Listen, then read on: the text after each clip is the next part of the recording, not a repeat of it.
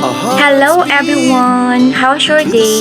So, isa naman pong tago sa pusong tulang inyong maririnig.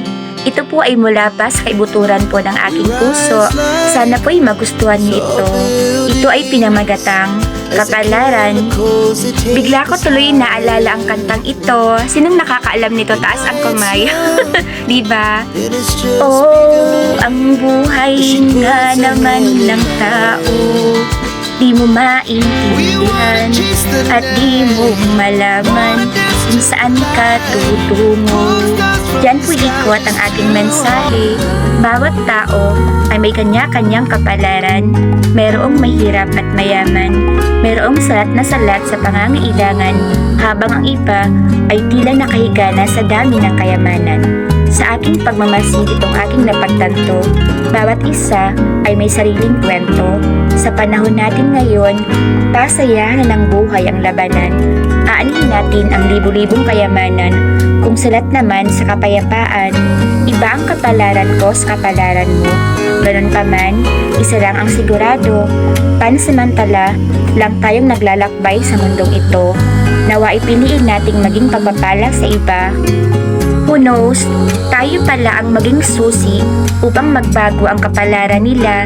Masarap sa pakiramdam kapag tayo ay nagmarka sa kanilang alaala. Sumasang-ayon ka ba? Ang tulang ito ay isang paalala kung minsan tayo rin ang pumipili at gumagawa ng ating kapalaran, diba? Whoever I am today is absolutely the product of my yesterday. Isang pagkakamali lang sa pagpapasya, it will ruin a simple day. Choose to be wise and happy. Seek His guidance every day in order to have a meaningful journey. It's a simple reminder from your story. Moral lesson, may we always choose to be wise and careful at all times.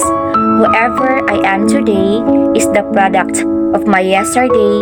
In short, every person's destiny is the result of his or her actions and decisions in life. Do you agree?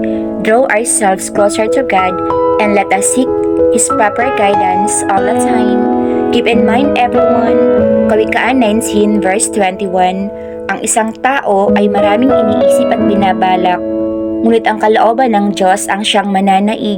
Well, yes indeed, the Lord's plan is always the best. Keep safe everyone. God bless us all.